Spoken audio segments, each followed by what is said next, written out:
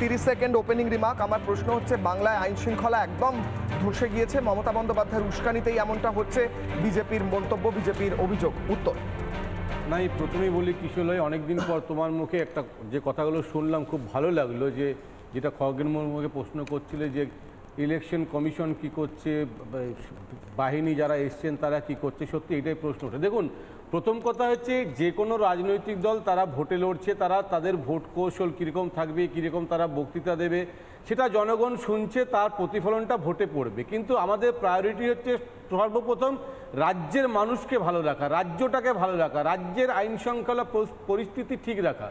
দেখো, vote declaration হয়ে গেল, আমরা দেখলাম যে একটার পর একটা মানে পদাধিকারীকে এখান থেকে ওখানে নিয়ে যাচ্ছে, সেখান থেকে হাইকোর্টে গেলেন তৃণমূল কংগ্রেসের যারা আছে, হাইকোর্ট বা সরকার হাইকোর্ট বলল যে ভোটে যাতে সুষ্ঠুভাবে ভোট হয় সেই জন্য ইলেকশন কমিশন তাদের নিজস্ব একটা ক্ষমতা আছে, সেই ক্ষমতা বলে তারা করতে পারে, এই মেনটেনেবল নয় পিটিশনটা, ঠিক কথা।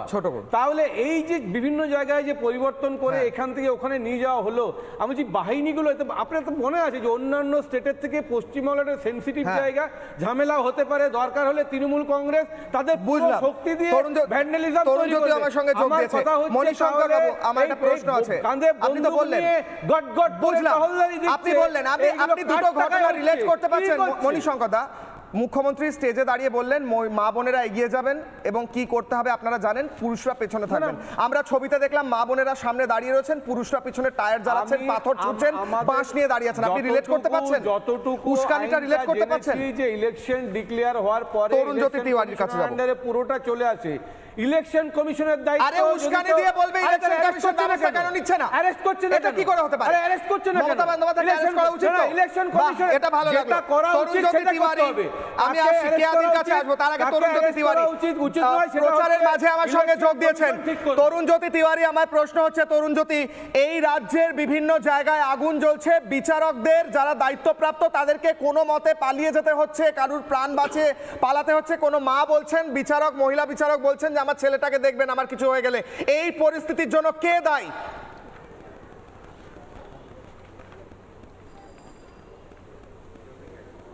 মমতা বন্দ্যোপাধ্যায় দায়ী, তৃণমূল কংগ্রেস দায়ী, এবং কিছুটা দায়ী ইলেকশন কমিশন অফ ইন্ডিয়াও বটে। কেন বলে দিচ্ছি, দেখুন, যেমন কুকুর তেমন মুগুর, পুরোনো একটা কথা আছে। যারা লাঠির বাটাম বোঝে তাদেরকে আহা গো বাবা গো যদি বলেন তাই হবে। যারা দুষ্কৃতিমূলক কাজ করছে তাদের সেটা ব্যবস্থা হোক, তাদের বিরুদ্ধে ধরে ধরে জেলে পোড়া হোক। ইলেকশন কমিশনের কাজ করছে, ইলেকশন কমিশন সংবিধান তাদেরকে যথেষ্ট পাওয়ার দেয়, সেই পাওয়ারটা তারা এক্সারসাইজ করুক। ছোটো জগন্নাথ হয়ে থেকে লাভ কী আছে? আবার বলছি, এরা নিজেদের কাজটা করুক। এবং মমতা বন্দ্যোপাধ্যায় বারবার যে এই হুমকিগুলো দিয়ে যাচ্ছে, মমতা বন্দ্যোপাধ্যায়কে এবং তার ভাইপোকে অবিলম্বে হাউস অ্যারেস্ট করা উচিত। তার ভাইপো কদিন আগে মানে খুনের হুমকি দিয়েছে রীতিমতো, যা বলেছেন। মমতা বন্দ্যোপাধ্যায় বলেছেন বুকে লিখে ঘুরতে হবে, আমি বিজেপি করি না, রীতিমতো হুমকি মহিলাদের নামিয়ে দিচ্ছেন, কি করতে হয় বুঝে নেবেন, এবং বাকিরা বুঝে নিচ্ছে। এটা অদ্ভুত মানে অবস্থা তৈরি করেছে পশ্চিমবঙ্গে। এখানে গণতন্ত্র নেই, এবং সেটা আমরা বলছি না, এনএইচআরসি তার রিপোর্ট 2021 পোস্টপল ভায়োলেন্সের রিপোর্টে বলে দিয়েছিল, there is no rule of law, rule of ruler is prevailing over here। মানে আইনে শাসন নেই, শাসকের আইন আছে। এই অবস্থায় দাঁড়িয়ে একটা অদ্ভুত সিচুয়েশন চলছে। ইলেকশন কমিশনের পাওয়ার আমাকে শেখাতে হবে না, তারা জানে। শুধু এইটুকুই বলা, ওই spare the rod and spoil the child, ওই কাজ না করে যারা বাটামের ভাষা বোঝে তাদেরকে বাটামের ভাষা বোঝানো উচিত। তরুণজ্যোতি, আমি শেষ একটা প্রশ্ন করব। আপনি প্রচার করছেন, প্রচারের মাঝে জয়েন করেছেন, তার জন্য অনেক ধন্যবাদ। আমার প্রশ্ন হচ্ছে, আপনারা গ্রাউন্ডে ঘুরছেন, সাধারণ মানুষের সঙ্গে কথা বলছেন, এই সন্ত্রাস করে, এইভাবে আগুন জ্বালিয়ে, এইবারে এই পরিবর্তন আপনারা বলছেন পরিবর্তন হবে, তৃণমূলের সন্ত্রাস হচ্ছে আপনারা বলছেন, এবারে সন্ত্রাস করে ভোটের রেজাল্টের ওপর ইম্প্যাক্ট ফেলতে পারবে তৃণমূল? আপনাদের কথায় আমি প্রশ্ন করছি, উত্তর। না, কিছুই হবে না, কিছুই হবে না। নাগরিক সুবিধা বলে কিছু নেই, মানুষের অধিকার লুট হয়েছে। আমি যেখানে দাঁড়িয়ে আছি এখন, এটা তো urban area, Rajarhat Gopalpur municipality. মানে রাজারহাট গোপালপুর হচ্ছে বিধানসভা, রাজারহাট গোপালপুর মিউনিসিপ্যালিটি ছিল, এখন বিধাননগর মিউনিসিপ্যাল কর্পোরেশন। কর্পোরেশন বড় আরবান এরিয়া, রাইট? এই রাস্তা তৈরি হয়েছে, দাদাদের বলবো একটু সরার জন্য। যে ক্যামেরা আছে তাকে বলবো একটু পিছনে দেখানোর জন্য। যে রাস্তায় আমি দাঁড়িয়ে আছি আপনার ক্যামেরাম্যানকে বলবো ক্যামেরা নিচে নামার জন্য। দেখুন রাস্তাটা কতটা ডাউন। তো বর্ষাকালে এখানে মানে মাছ চাষ হবে, জল জমবে, ড্রেনগুলো ব্লকড, পরিষ্কার কিছু নেই, এই হচ্ছে অবস্থা। এটা একটা না, পুরো রাজারহাট মানে গোপালপুর বিধানসভার একই অবস্থা, নিকাশি ব্যবস্থা কিচ্ছু নেই এখানে। একজন রাবার স্ট্যাম্প আছেন, রাবার স্ট্যাম্পের আড়ালে তার হাজব্যান্ড যাবতীয় কাজ করে বেড়ান এবং পুরো এলাকার মানুষের প্রাণ ওষ্ঠাগত। তারা পরিবর্তন চায়, সন্ত্রাস দেখিয়ে লাভ নেই। মানুষ এটুকু তো বুঝে গেছে তৃণমূল এই সন্ত্রাসের আশ্রয়টা কেন নিচ্ছে, কারণ তৃণমূল জানে তারা হার নিশ্চিত। ভুলভাল বকা শুরু করেছে। মাননীয় মমতা বন্দ্যোপাধ্যায়কে বলবো আপনি সুস্থ থাকুন, ভালো থাকুন, আপনার হারটাকে আপনি উপভোগ করুন। মানে মানুষ আপনার পড়াই তো দেখতে চায় এবং আপনাকে ওই অবস্থায় আপনাকে আয়নার সামনে দাঁড় করাবো যে কতটা ভয়ঙ্কর আপনি হয়ে উঠেছিলেন, আপনাকে দেখাবো, আপনাকে চেনাবো গণতান্ত্রিক উপায়ে। আর এই নোংরামি যেগুলো চলছে সেগুলো বন্ধ হোক, রাজ্যে গণতন্ত্র আছে। এবং ইলেকশন কমিশনকেও বলবো ওই spare the rod spoil the child না করে যারা বাটামের ভাষা বোঝে তাদেরকে বাটামের ভাষা বোঝান। বেশ, অনেক ধন্যবাদ তরুণ জ্যোতি।